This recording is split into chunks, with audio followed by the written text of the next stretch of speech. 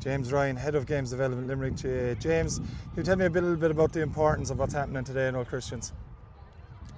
Yeah, I suppose it's all about maybe player retention, gaining players for the inner city, for the club.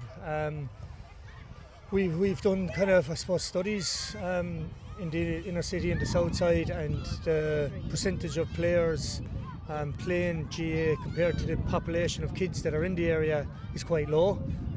Statistically, going on numbers with Fern and that, and today is just a blitz day to try and promote the game, promote the club, and try and hopefully kids are enjoying playing GAA and trying to get them back to the field for club training sessions during the week that'll go on during the year. The club here in Old Christians have done a lot of work in bringing the three schools in the local area together. A day like this is the start of something more than a culmination of something. How important is it that players, that the schools are massively involved in the local club? Well, you asked a lot of things there, because the first things first is it takes more than a bit of work to get this thing up off the ground. It takes a lot of logistics, it takes a lot of planning.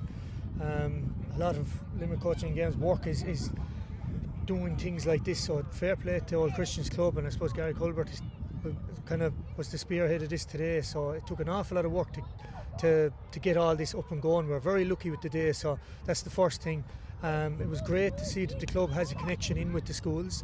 It was great that the schools were on board to come today and participate. I think everybody, it's a win-win situation. Everybody's on board.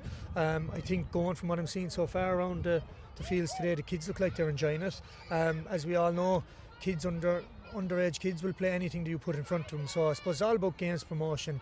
But as you said, the school is where it all starts. I suppose I come from a rural area where all we nearly have in the village is kind of the school, the church and the field, kind of a thing in a pub.